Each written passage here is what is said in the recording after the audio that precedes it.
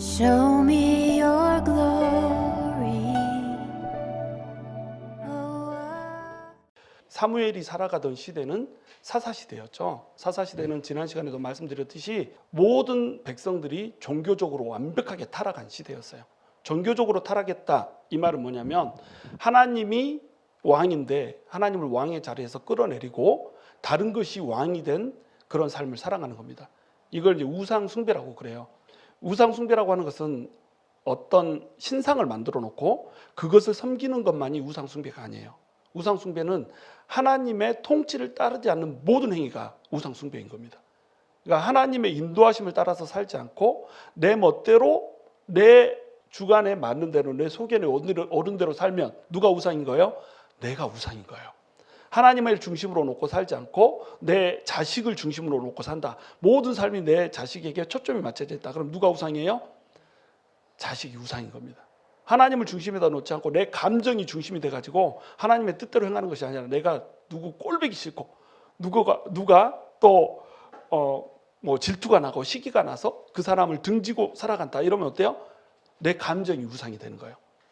많은 사람들이 내 마음이 우상이 돼서 사는 사람들이 많거든요. 내 지식과 내 감정과 또 내 의지 이런 것들이 우상이 돼가지고 이렇게 살아가는 사람들이 굉장히 많다는 말이에요. 그래서 많은 사람들 하나님이 있긴 어딨어 라고 생각할지 한달지 또는 인본주의에 빠져서 하나님이라면 이렇게 해줘야지 라고 하는 생각들, 이런 생각들이 전부 다 뭐예요? 전부 우상 숭배라는 거예요. 내 감정이, 내 지성이 우상이 돼서 살아간다는 겁니다.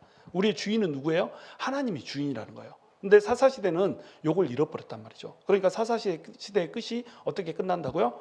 그 시대에 왕이 없으므로 사람들이 각자 소견에 오른 대로 행하였더라. 우리 시대 사람들도 똑같아요. 하나님 믿는다고 하는데 각자 견해가 있어. 각자 소견이 있어. 하나님의 말씀은 마음속에 존재하지 않는 거예요. 자, 그러면 각자 소견대로 행하는 이유가 뭘까요? 하나님의 말씀이 너무 희귀한 거예요. 이 시대의 가장 큰 아이러니가 뭐냐면 우리가 말씀의 홍수 시대에 살고 있거든요. 그냥 손가락 하나 딱 까딱하면은 말씀이 나오잖아요. 그리고 우리 담임 목사님보다 더 말씀을 잘 전하는 이런 목사님들의 설교가 막 유튜브를 통해서 막 나온단 말이에요. 그 유튜브를 통해서 그 말씀들이 나오면 우리 어떻게 하죠? 그 말씀 들으면서 그래, 이 정도는 말씀을 전해야지 막 이렇게 살고, 아, 이런 교회 다니고 싶다 이렇게 막 하잖아요. 근데 그 말씀들을 그렇게 많이 듣는데 내 삶에는 전혀 변화가 오질 않는 겁니다. 왜 변화가 오지 않아요? 왜 변화가 오지 않을까요? 그 말씀이 내 심령을 치지를 못하는 겁니다.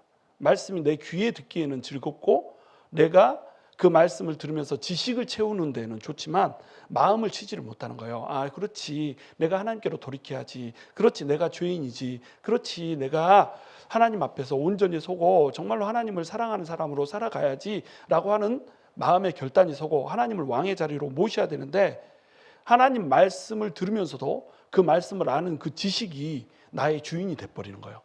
지식이 우상이 돼버리는 겁니다. 하나님의 말씀에 대한 지식이 우상이 돼버리는 거예요. 교회 생활에 대한 지식이 우상이 돼버리는 거예요.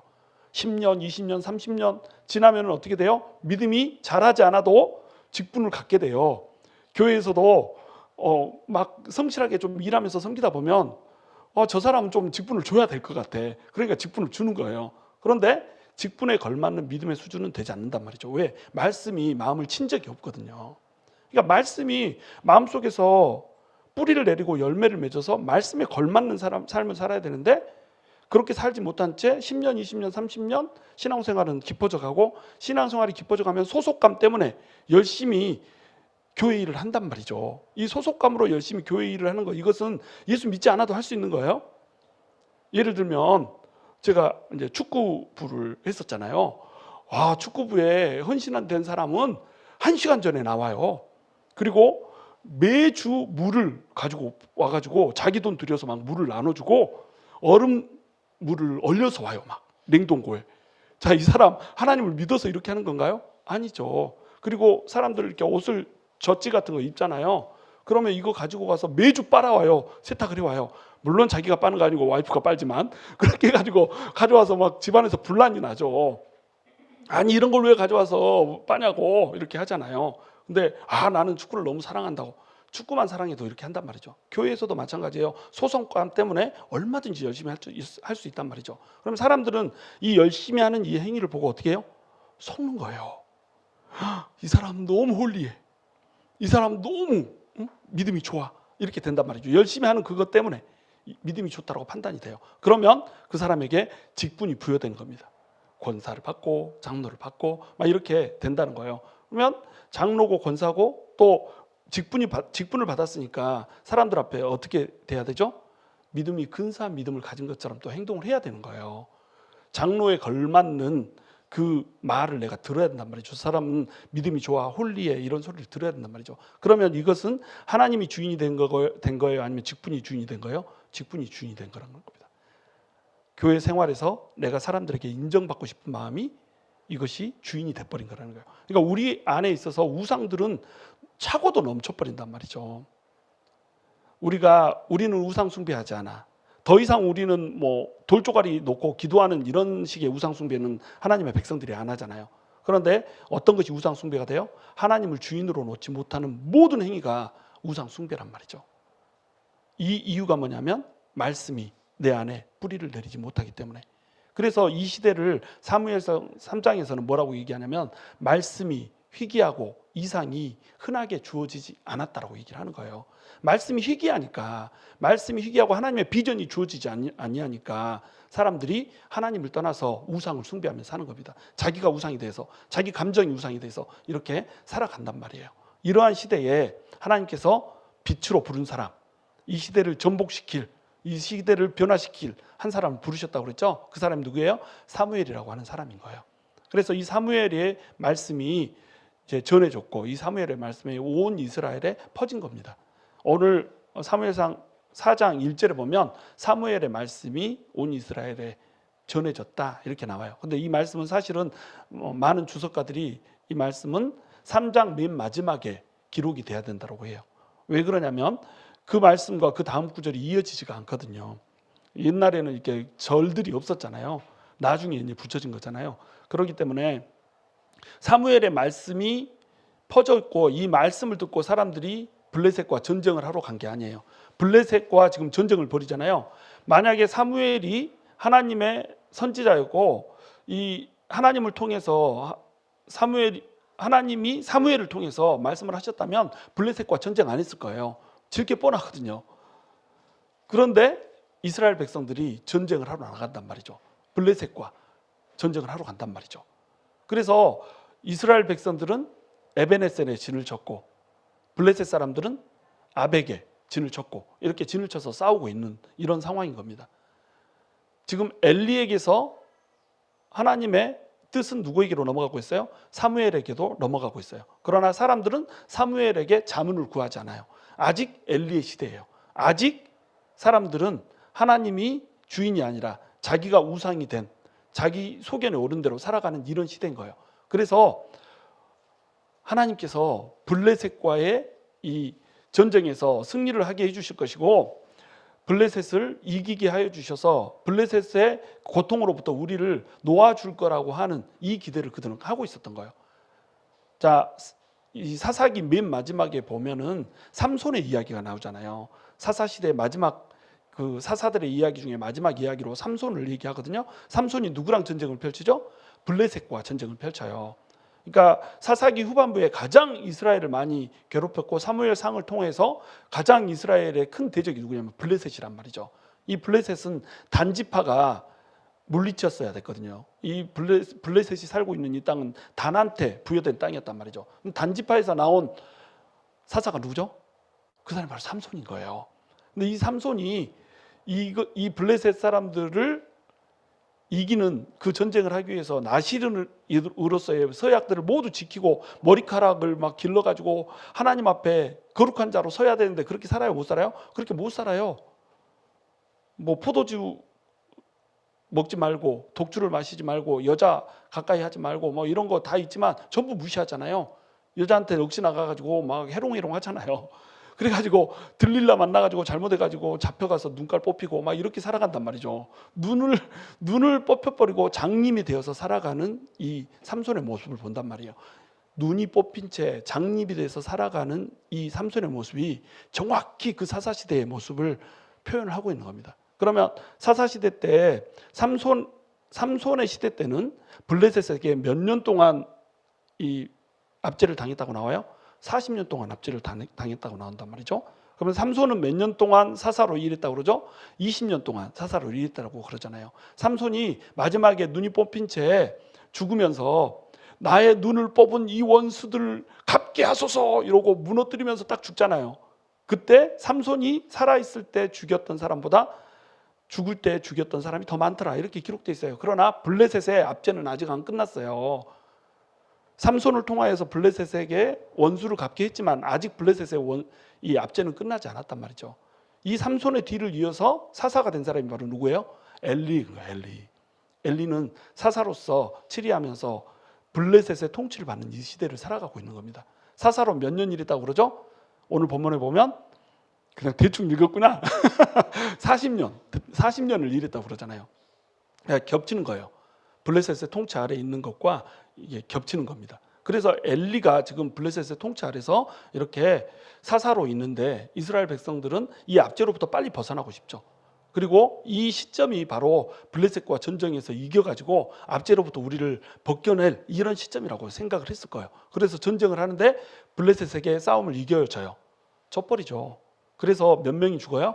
전쟁을 하는데 4,000명이 죽어버리는 겁니다. 그러면 이 전쟁에서 하나님의 백성들이 졌던 이유는 뭘까요? 패역했거든요. 눈이 뽑힌 삼손의 모습처럼 이들도 눈이 뽑힌 채 하나님을 바라보지 못하고 영적으로 둔탁하여져서 하나님이 원하는 뜻이 무엇인지도 알지 못하고 하나님의 말씀이 흔하게 내려지지 않기 때문에 하나님의 말씀이 무엇인지도 모르고 또 하나님의 비전이 흐릿하기 때문에 귀하게 주어지고 있기 때문에 하나님의 비전을 품지 못하고 이 땅을 살아가고 있다는 겁니다. 그러니까 당연히 패할 수밖에 없죠. 하나님의 백성들이 세상에 나가서 승리하지 못하고 패하는 이유, 그 이유는 뭐냐면 하나님의 뜻을 등지고 살아가기 때문에 그렇다는 거예요. 자기 마음대로, 자기 속에는 오른 대로 마음대로 살아가는 말이에요. 그리고 살아가면서도 패배하면 이제 하나님한테 어떻게 대들죠? 하나님의 백성인데 하나님의 자식인데 왜 나를 이렇게 힘들게 내버려 두냐 이렇게 한단 말이죠. 그런데 하나님의 자식인데 왜 나는 하나님한테 신실하게 나아가지 못하냐 말이에요. 그게 하나님의 질문인 겁니다. 나를 붙들어라. 나를 신실하게 붙잡아라. 그러면 내가 너 다 해줄게. 이렇게 한단 말이죠. 그런데 우리는 인본주의적 사상에 빠져 있단 말이에요. 그래서 하나님이 신이고 우리는 인간인데 하나님은 창조주고 우리가 피조물인데 우리 피조물을 위해서 창조주 하나님이 존재를 해야 되는 거예요. 하나님이 우리를 만드셨으면 하나님이 우리 아버지면 이 정도는 해줘야 되지 않나? 내 마음대로 사는데 하나님이 우리 아버지면 나에게 돈다발 좀 안겨줘야 되지 않나? 이렇게 생각한단 말이에요. 우리 자식들이 말은 지독히도 안 들으면서 아빠는 이거 해줘야죠 이렇게 하잖아요. 좀 건방진 애들은 어떻게 해요? 아유 아빠가 이 정도는 해야지. 이게 침 뱉는 거 알죠? 이렇게 하고 이게 하잖아요. 이렇게 하는 애들 보면 어때요? 부모가 너 나가서 살아라 이렇게 하고 싶잖아. 근데 부모니까 그렇게 못할 뿐이지. 그렇죠? 하나님의 백성들이 똑 이렇게 살아가고 있다는 거예요. 하나님의 패역하게 살면서 하나님은 나한테 당연히 해줄 것처럼 이렇게 산단 말이죠. 근데 하나님께서 우리에게 원하는 건 뭐예요? 사랑하는 사이로서 서로 사랑을 주고받자는 거거든요. 하나님은 우리가 이 땅에서 얼마나 잘 먹고 잘 사는지에 관심이 있지 않아요. 하나님은 우리가 하나님과 얼마나 사랑을 나누면서 살고 있는지 이것에 관심이 있단 말이죠. 근데 하나님의 사랑은 변함이 있어요? 없어요? 변함이 없어. 근데 우리의 사랑은 어때요? 늘 변하는 거예요. 계절 따라 변하는 것이 우리 사랑이란 말이죠. 그래서 사랑은 움직이는 거야. 막 이러면서 하나님을 사랑했다가 마음에 안 들면은 또 다른 우상을 사랑했다가 막 이렇게 우리가 살아간다는 겁니다. 그러니까 하나님께서 우리를 잘 보살펴 줄 수가 없죠. 하나님 앞에 나아가질 않는데 하나님을 사랑하지 않는데 그래서 패배를 한 겁니다. 패배를 해서 4,000명이 죽었어요. 4,000명이 죽고 나서 이제 자기 진영으로 백성들의 진영으로 돌아갔어요. 그리고 나서 생각해 보니까 너무 이상한 거예요. 왜 이방인들한테 하나님의 백성이 질 수밖에 없는가? 이것을 이제 궁금해하기 시작한 거죠. 그래서 어찌하여 하나님이 우리를 지게 만드셨는고, 어찌하여 우리가 패배할 수밖에 없었는고 이렇게 질문을 하고 돌아다니는 겁니다. 그러면서 생각 하나를 딱 하게 된 거예요. 이거는 하나님이 우리 가운데 계시지 않았기 때문이다. 이렇게 생각을 한 거예요. 그러면 하나님을 우리 가운데 계시게 하려면 어떻게 할꼬? 법궤를 가져오자. 법궤를. 하나님의 법궤, 하나님의 임재의 상징인 법궤를 가져오면 하나님이 임재하셔서 우리 편을 들어가지고 싸울 것이기 때문에 우리가 이길 수 있을 거야. 이렇게 생각을 한 겁니다. 그래서 하나님의 법궤를 이제 들고 오는 거예요. 이 법궤를 그런데 누가 날라야 되는 거죠? 비느하스와 홈니가 대제사장이잖아요. 제사장들이 이것을 날라야 되는 거예요. 아무나 손대면 안 돼요. 그래서 비느하스와 홈니도 전쟁에 이제 참여하게 된 이런 상황인 겁니다. 드디어 하나님이 비느하스와 홈니, 하나님에게 폐역하고 하나님의 것을 뺏어서 가지려고 했던 그 폐역된 죄악을 심판하는 시점이 이제 온 거예요. 그러니까 이제 패배하게 하시고 홈니와 비느하스가 전쟁에 참여하게 이렇게 만드신 거죠. 그래서 법궤가 이제 들어오기 시작하는 거예요. 이쪽 저쪽에 진을 딱 치고 있는데 법궤가 들어오니까 함성이 나기 시작한 겁니다. 분명히 패배해서 이스라엘 백성들이 4천 명이 죽었는데 이스라엘 백성 중에 막 사기가 승천해가지고 와 막 소리가 나는 거예요. 블레셋이 이거 뭔 일이요? 왜 소리가 나는 거예요? 자, 진상을 가서 알아보도록 하거라. 딱 이렇게 한 거죠. 그러니까 진상을 가서 딱 파악하고 오니까는 이제 보고를 들어갈 거 아니에요. 장군이요, 법궤가 들어왔습니다. 저들의 법궤는 하나님의 임재가 있는 것이고 하나님의 임재가 있기 때문에 저들의 법궤가 왔다는 것은 그들의 신이 왔다는 것입니다. 이제 우리는 큰일 나버렸습니다. 이렇게 이제 얘기를 하는 거예요. 신들이 왔다. 그 신들이 왔다. 이 사람들은 다신론 신앙을 갖고 있잖아요. 근데 하나님을 우리가 엘이라고 부르잖아요. 근데 엘로힘 이렇게도 부른단 말이에요. 엘로힘 이때 엘은 하나님이라는 뜻이고 오힘 이거는 복수예요, 복수. 그러니까 하나님들 이렇게 신들 이렇게 되는 겁니다. 근데 신들 이러기 때문에 엘로힘이 복수로서 여러분이라는 게 얘기가 아니에요. 엘로힘 복수 형태지만 동사는 단수를 써요. 무슨 얘기인지 아시겠죠? 엘로힘 이걸 복수로 쓰는 이유는 뭐냐면 하나님의 웅장함 이것을 나타내려고 복수로 쓰는 거예요. 근데 블레셋 사람들은 이걸 알 턱이 없잖아요. 그러니까 하나님의 신들이라고 이제 표현을 해서 계속 신이 왔다 여기서는 이렇게 표현하지만 그 밑에 보면 신들, 이 능한 신들을 우리가 어떻게 이길고 이렇게 되는 거예요. 자, 블레셋 사람들도 하나님의 백성들이 누구를 모시고 있는지 알아요. 여호와 하나님에 대해서 들었어요. 애굽 사람들을 광야에 있을 때 재앙을 내렸던 바로 그 신이 왔다. 이제 큰일 났다. 이전에는 이런 일이 없었는데 우리랑 싸울 때는 한 번도 법궤를 들고 온 적이 없었는데 이제 법궤를 들고 왔으니까 우리가 분명히 질 거야. 큰일 났다. 이렇게 된 거죠. 남들도 알아보는 하나님. 하나님의 백성은 모르는데 하나님의 백성이 아닌 사람들은 알아봐. 그래가지고 이스라엘 백성들은 막 사기 충전하고 블레셋 사람들은 걱정이 돼서 죽는 이런 상황이 된 거예요. 어떻게 하지? 이제 우리 졌다. 큰일 났다. 이렇게 되는 거죠. 자, 이스라엘 백성들은 이 법궤에 신령한 힘이 있는 걸로 믿은 거예요. 이 법궤에 하나님의 임재가 늘 머물러 있고 이 법궤를 들고 오면 이길 것이라고 생각을 한 겁니다. 근데 블레셋 사람들도 어때요? 블레셋 사람들도 법궤에 힘이 있다라고 생각을 하는 거예요. 그럼 법궤가 지금 뭐가 되는 거예요? 부적이 되는 거예요. 부적이. 법궤는 하나님을 섬길 때에, 하나님을 신실하게 섬길 때에 법궤에 하나님의 임재가 임해서 이 임재 때문에 하나님의 백성들이 이길 수 있게 이렇게 되는 거거든요. 근데 법궤 자체에 힘이 있다라고 생각을 해버린 거예요. 우리 시대로 얘기하면 교회에 힘이 있다라고 생각을 해요. 교회 건물에. 그래서 교회 건물에 나와서 기도를 하면 역사가 나타나고 집에서 기도하면 역사가 안 나타나고 십자가에 힘이 있다라고 생각하는 거예요. 기도할 때 십자가 달린 묵주 돌리면서 기도하면 힘이 있고 십자가 아래서 무릎 꿇고 기도하면 힘이 있고 이렇게 생각한단 말이에요. 그래서 십자가를 우상시 해버리는 사람도 있어요. 어떤 사람들은 기독교의 상징은 십자가 아닙니까? 그래서 뒤에 이제 스크린이 있고 스크린 뒤에 십자가가 있잖아요. 그러면 하나님께 그 찬양할 때는 스크린을 봐야 되니까 스크린이 내렸지만 목사가 딱 설 때는 스크린이 쫙 올라가고 뒤에 있는 십자가가 딱 드러나야 된다. 막 이렇게 주장하는 사람들이 있어요. 이거는 우상 숭배입니다. 십자가가 우상이 되면 안 돼요. 십자가는 아무것도 아니에요. 십자가는 기독교의 상징이죠. 그야말로 상징인 거예요. 그러니까 십자가 위에서 죽어주신 예수 그리스도의 죽으심, 이것을 우리가 생각하면서 나아가기 위해서 십자가가 필요한 거예요. 근데 십자가 자체가 우상이 돼서 십자가가 무조건 보여야지, 십자가는 무조건 걸어야지, 십자가는 차에다가 걸고 다니잖아요. 제가 아는 어떤 사람은 자동차를 하나 샀어요. 이제 제가 케어했던 사람인데 자동차를 한 대 사가지고 자동차를 이제 뽑았으니까 어때요? 사고가 나면 안 되잖아요. 그래서 자동차에다가 십자가 하나를 딱 건 겁니다. 천 십자가를 걸고 저한테 와가지고 기도를 해달라는 거예요. 제가 이제 제자 훈련을 했던 이런 사람인데 그래가지고 거기 차에다가 안수기도를 했다니까요. 제가 이 차를 타고 다니면서 사고 나지 않게 하시고 고장 나지 않게 해주시고 이 차 안에 타는 사람들이 모두 예수 믿게 해주시고 이 차를 타고 하나님을 찾는 이 발이 되어서 되게 해주시옵소서 이렇게 딱 기도를 하고 했는데 안수기도를 한 지 일주일이 지나서 사고가 나버린 거예요. 글쎄 이 사람이 와서 컴플레인 하는 거예요. 기도발이 약하다는 거지. 기도를 했는데 왜 사고가 났냔 말이지. 이렇게 거기에 십자가도 걸어놓고 내가 운전하고 가면서 찬양도 틀어놨고 찬양을 따라서 흥얼거렸고 박형일 집사님이 와서 안수 기도까지 해줬고 이랬는데도 사고가 났더란 말이죠. 그러면 도대체 사고는 왜 났냐 말이죠. 하나님은 도대체 어디 계시냔 말이죠. 그래가지고 이 사람이 신앙을 잃을 뻔했다니까요. 글쎄 자동차 사고 난 거 하나 때문에. 이런 신앙이 바로 뭐냐면 법궤를 부적으로 사용하는 것과 똑같은 신앙이라는 거예요. 십자가는 부적이 아니에요. 우리의 기도도 부적이 아니에요. 우리가 안수기도 한다고 해서 사고 안 나는 거 아니에요? 그러면 다 안수기도 하지.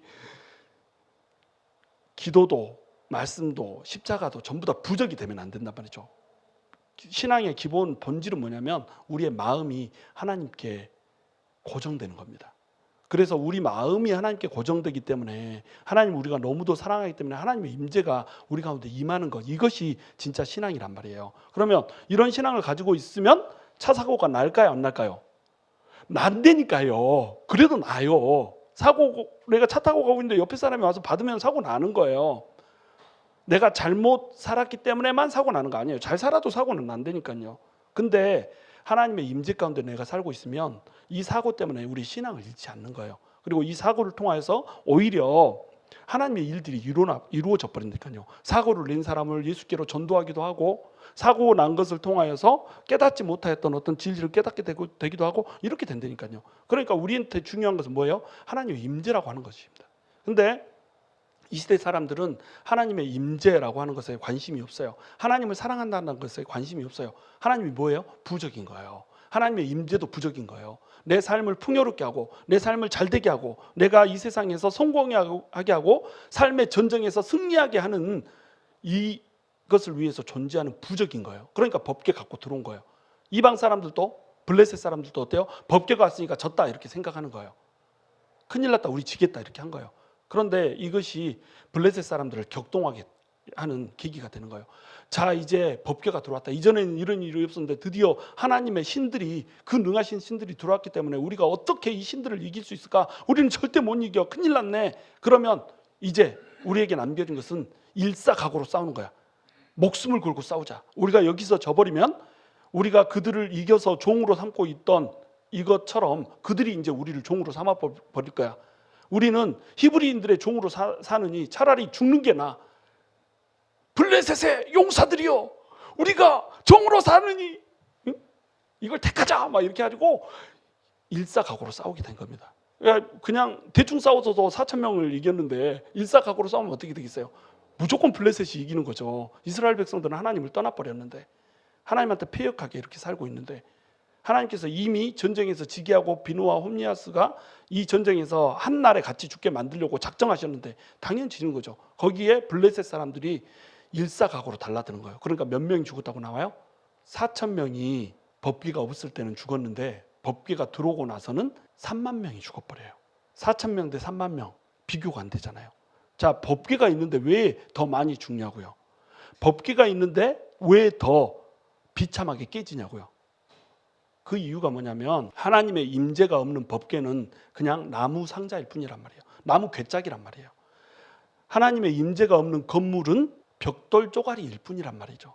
나무 쪼가리일 뿐이란 말이에요. 하나님의 임재가 있어야 한단 말이죠. 하나님의 임재가 있으면 어떻게 해야 돼요? 하나님만을 사랑해야 되는 거예요. 그래야 하나님의 임재가 있고 전쟁에서 승리할 수가 있거든요. 그런데 하나님의 임재 없이 내 마음대로 살면서 법궤만 가지고 오면 이길 것으로 법궤를 부적으로 사용하였기 때문에 져버린 거예요. 자, 법궤만 가지고 오면 이길 것이라고 생각한 이것은 뭐예요?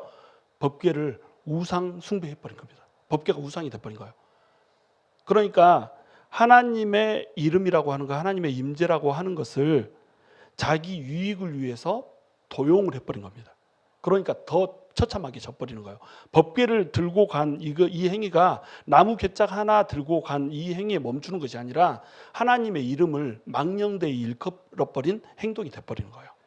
고린도전서 3장 16절에 보면 너희가 하나님의 거룩한 성전인 것과 하나님의 성령이 너희 안에 거하는 것을 알지 못하느냐 이렇게 나와 있죠. 우리가 하나님의 성전이라는 거예요. 그리고 우리 안에 성령님이 거하신다는 거예요. 여기서 물론 너희, 이것은 너희 중에 임한다는 거예요. 교회 성도들 가운데 성령님이 임한다는 얘기이기도 해요. 그래서 우리 성도들이 모인 집단이 교회라는 겁니다. 여기에 성령님이 계시고 그것에 모인 그것이 성령님이 거하시는 성전이라는 거예요. 우리 자체가 성전이라는 겁니다. 그런데 동시에 성령님은 어때요? 우리 안에 내주하시잖아요.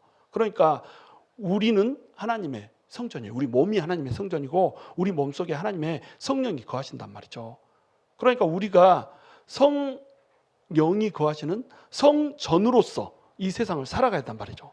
이건 뭐예요? 세상 가운데 거룩하게 구별되게 이렇게 살아가란 말이죠. 근데 우리가 성전으로서 살아가면서도 불구하고 성령님을 우리 마음에 품고 살아가면서도 불구하고 성령님의 뜻대로 행해요, 안 해요? 안 해요. 내 마음대로 산단 말이죠. 하나님을 저버리고 하나님의 뜻대로 사는 것이 아니라 내 멋대로 산단 말이죠. 그러면서 나는 하나님을 믿기 때문에 성령님이 내 안에 있기 때문에 무조건 성령님이 나랑 같이 동행해 줄 거라고 생각한단 말이에요. 하나님이 내 안에 거하신다라고 하는 거, 내가 하나님의 성전이라고 하는 그 개념 자체가 우상이 돼버린 겁니다. 그것이 부적이 돼버린 거예요. 하나님이 그렇게 역사하지 않는다는 겁니다. 하나님은 하나님을 신실하게 사랑하고 믿는 사람을 통해서 일하시고 역사한다는 거예요. 그러므로 하나님께 나가서 승리를 붙잡기 위해서는 하나님의 임재를 끌어들여야 되고 하나님의 임재가 있기 위해서는 우리의 죄악으로부터 떨쳐 일어나서 여호와께로 우리가 돌아가야 된단 말이에요. 그럼 우리의 죄악은 뭐예요? 여러분 죄악하면 여러분 성질내고 막 혈기 부리고 다른 사람한테 상처 주고 이런 것들을 떠올리잖아요. 뭐 간음하고 뭐 강도짓하고 살인하고 이런 거 떠올린단 말이죠. 근데 하나님께서 생각하시는 가장 본질적인 죄악은 뭐냐면 하나님을 왕의 자리에서 끌어내려 버리는 거예요. 내가 내 인생의 주인이라고 사는 것, 내 인생이 나의 것 하는 순간에 이것이 가장 큰 죄악이 돼버린다는 거예요. 이 가장 큰 죄악, 이것 때문에 하나님을 떠나게 되고 하나님을 떠났으니까 도덕적인 타락이 오는 겁니다. 하나님을 떠났으니까 다른 사람에게 상처 주고 다른 사람 시기하고 미워하고 질투하고 정죄하고 험담하고 비방하고 이러고 돌아다니는 거예요. 하나님이 없으니까. 아무리 성경을 많이 보고 아무리 말씀 많이 읽어도 내 마음속에 하나님이 없다는 증거예요. 그게. 하나님이 있으면 그렇게 못하거든요. 그러면 하나님은 왜 없는가? 우리 안에 왜 하나님이 없는가? 내 인생은 나의 것이거든. 성경을 읽고 말씀을 보고 기도하는 이 자체도 나의 욕구를 위한 거란 말이죠. 지적 욕구를 채우고 거룩하게 보이고 싶어하고 위장하고 위선하고 이런 식으로 돼 있단 말이에요. 정말로 하나님 앞에 신실하게 거룩한 성전으로 우리가 서 있지 못하다는 거예요. 그러니까 우리의 삶 자체가 부적처럼 돼 있는 겁니다. 이 사람들은 하나님의 법궤를 부족으로 만들어 버렸어요. 그러니까 패배를 했던 겁니다. 법궤를 들고 오니까 오히려 법궤가 없을 때보다 더 처참하게 패배를 해버리고 이 하나님의 법궤를 빼앗겨 버리잖아요. 자, 하나님의 법궤를 빼앗겼다 이 말은 뭐예요? 법궤에는 더 이상 하나님의 임재가 없다는 뜻이에요. 이방인들이 이 법궤를 손으로 잡으면 이방인들 어떻게 돼야 되죠? 원래는 죽어야 돼요. 어떻게 감히 하나님의 법궤를 이방인이 손을 대요? 제사장들만 이 법궤를 들어야 되는데 제사장이 아닌 사람이 법궤에 손을 대면 죽게 돼 있어요. 하나님의 임재 때문에. 하나님이 성질나서 죽이는 게 아니라 하나님의 임재 때문에 죄인이 손에 대면 죽게 되는 거예요. 그런데 하나님의 임재가 떠나버렸으니까 그냥 나무 상자니까 손 대도 안 죽는 거예요. 그래서 이 법궤를 가지고 지금 자기 블레셋 땅으로 돌아가고 이스라엘 백성들은 자기 백성들의 진영으로 돌아간 게 아니라 각기 집으로 가버렸어요. 무슨 얘기인지 아시겠죠? 전쟁하기 싫다는 거죠. 3만 명이 하루에 죽어버렸으니까 전쟁하고 싶겠어요? 나라도 살아야지 이러고 돌아가 버려요. 하나님의 백성인데 전혀 하나님의 임재 없이 전혀 하나님의 역사 없이 이렇게 살아가는 불쌍한 처지의 하나님 백성들이 되어서 지금 살아가고 있는 겁니다. 그때에 지금 화면이 바뀌면서 엘리의 모습을 보여주죠. 제사장 엘리가 의자에 앉아 있어요. 의자에 앉아 있는 제사장 엘리는 지금 나이가 98세.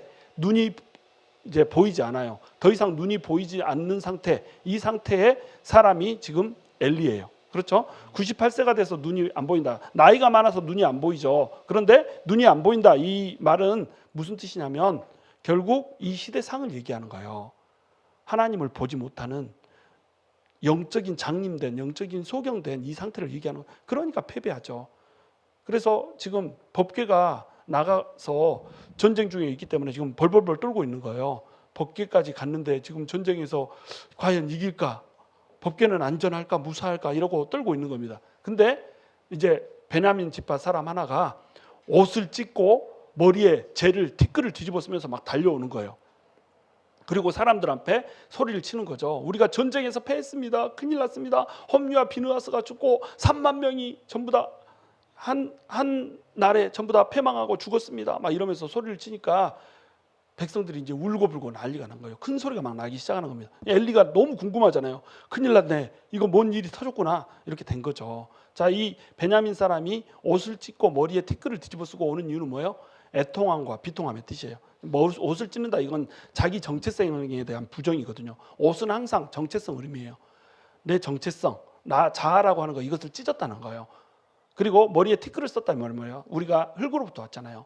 흙을 우리 머리에 뒤집어 쓴다. 이 말은 뭐냐면 내가 나의 원래 온 그 본질, 나의 흙이라고 하는 이것을 내가 인정합니다. 나 정말로 이 땅바닥까지 낮아져서 비통한 마음, 슬픈 마음으로 주님께 나옵니다. 땅을 빡빡 쥐고 옵니다. 이런 뜻인 거예요.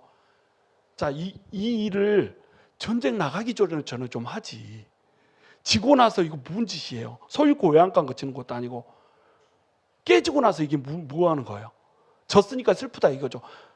전쟁 나가기 전에 회개하고 나가서 싸웠으면 이렇게 옷 찢고 머리에 티끌 쓰고 이렇게 안 해도 되죠. 근데 전쟁이 끝나고 났을 때 이렇게 하는 것은 이미 때가 늦었다는 거예요.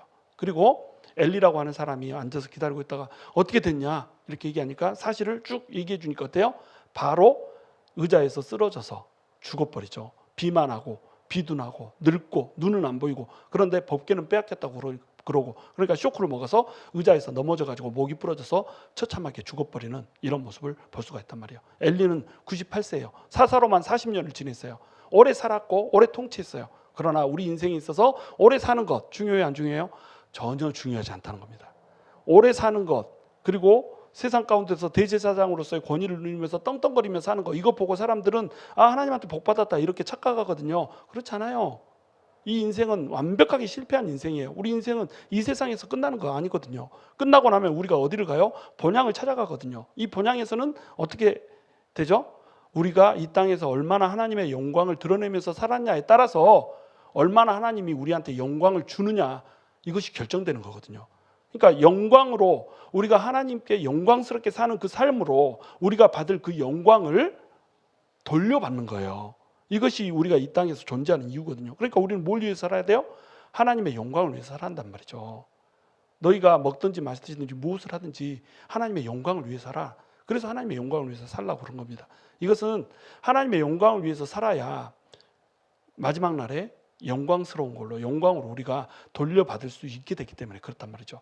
그런데 이들은 하나님의 영광 하면서도 이 영광이 법궤 위에 자연스럽게 있는 걸로 삶은 아무런 변화가 없이 법궤가 영광을 가져오는 걸로 이렇게 착각하면서 살았다는 거예요. 그러니까 전쟁에서 패배할 수밖에 없었고 홈리와 비느하스도 그렇게 살았기 때문에 죽을 수밖에 없었고 엘리도 그렇게 살았으니까 죽을 수밖에 없었다는 거예요. 그런데 그 아내가 비느하스의 아내가 그 소식을 듣고 나서 자 남편도 죽었죠. 시아버지도 죽었죠. 다 죽었어요. 그리고 법궤는 빼앗겼대요. 그러니까 하나님의 법궤를 빼앗겼고 시아버지와 남편이 죽은 걸로 인해서 굽부려서 애를 낳고 죽어가는 거예요. 자 만삭이 되어가지고 곧 애를 낳을 이런 상황인데 하나님의 법궤는 빼앗겼다고 그래요. 그리고 남편과 시아버지는 죽었다고 그래요. 그러니까 쇼크를 먹은 거예요. 그래서 쇼크를 먹어가지고 쓰러지면서 굽부려가지고 애를 낳고 자기는 죽어가는 거예요. 옆에서 애를 받는 사람들이 아들을 낳았다. 그러니까 안심해라. 괜찮아, 괜찮아. 이렇게 하는데도 자기는 관심이 없어요. 누가 옆에서 뭐라고 하든지 관심이 없어요. 왜? 하나님의 영광이 떠나버렸거든요. 사실 엄밀한 의미에서 따지면 이 집안에서 가장 믿음이 좋은 사람은 바로 이 며느리였던 것 같아요. 하나님의 법궤가 빼앗겨 버렸던 그것, 하나님의 영광이 없어져 버렸던 이것 때문에 이 아내가 쇼크를 먹잖아요. 영광이 없어진 걸로 인해서 쇼크를 먹는 이 사람, 이 시대에 가끔 믿음 좋은 사람들도 있었을 거예요. 그렇죠? 사무엘 같은 사람도 있고 한나 같은 사람도 있고 엘가나 같은 사람도 있잖아요. 그런데 공동체가 전부 다 타락하면 어떻게 돼요? 전부 다 같이 공동 운명을 지게 되는 겁니다. 이 시대에 이런 시대인 거예요. 사사시대. 다니엘 시대도 마찬가지죠. 다니엘 얼마나 믿음 좋아요. 다니엘 같은 믿음 가질 수 있어요?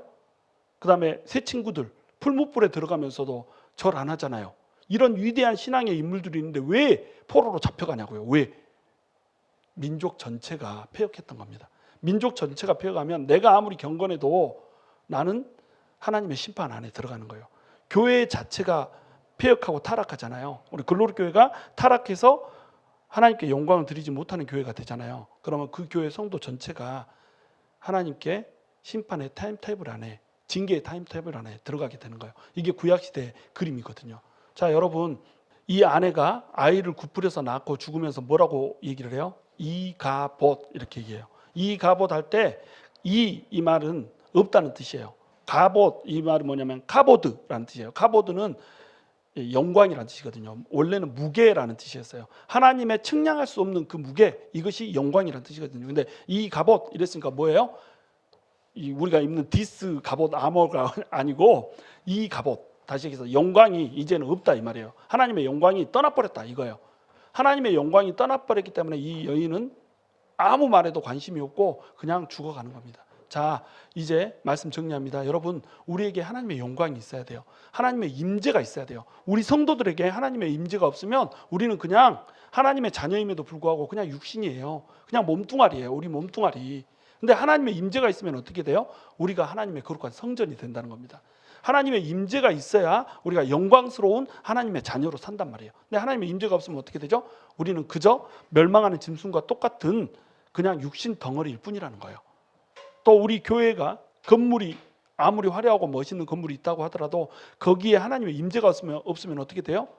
하나님의 임재가 없으면 이거는 그냥 빌딩 쪼가리란 말이에요. 여기에 절대 하나님의 역사가 나타나지 않는단 말이에요. 우리 성도들이 모여서 늘상 신앙생활하고 함께 모여서 살아가고 있지만 여기에 하나님의 역사가 없으면 어떻게 돼요?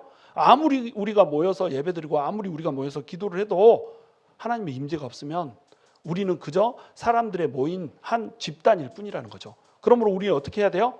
하나님의 임재를 불러드릴 수 있어야 돼요. 하나님의 임재를 불러드리려면 우리 어떻게 해야 되는 거죠? 하나님 앞에 늘 성결, 구별, 거룩 이것 들고 하나님께 나아가야 되는 겁니다. 죄악이 있으면 돌이키고 회개하고 하나님께로 나아가서 하나님의 은혜를 갈구하면서 나는 정말로 하나님 앞에 부족함이 너무나도 많고 너무나도 모자란 사람입니다. 그러므로 하나님께서 역사하여 주셔서 정말로 하나님의 그 임재가 우리 가운데 떠나지 않는 이런 삶을 살 수 있게 해 주시옵소서. 그래서 우리 가운데 부흥이 다시 임하고 우리 가운데 영혼이 소생되며 우리 가운데 하나님의 영광이 드러나서 우리를 통하여서 하나님을 알지 못하는 사람들이 하나님을 알게 되고 우리를 통하여서 열방이 복을 받게 되며 이 지역사회가 소망을 갖게 되는 그런 놀라운 은혜가 있을 수 있도록 우리 붙들어 주시옵소서. 이러고 가장 낮은 자세로 땅바닥을 뻑뻑이면서 옷을 찢으면서 자기 정체성 전부 다 찢어 없애고 티끌을 머리에 쓰고 우리가 가장 겸손한 자세로 주님 앞에 나아가야 되는 거예요.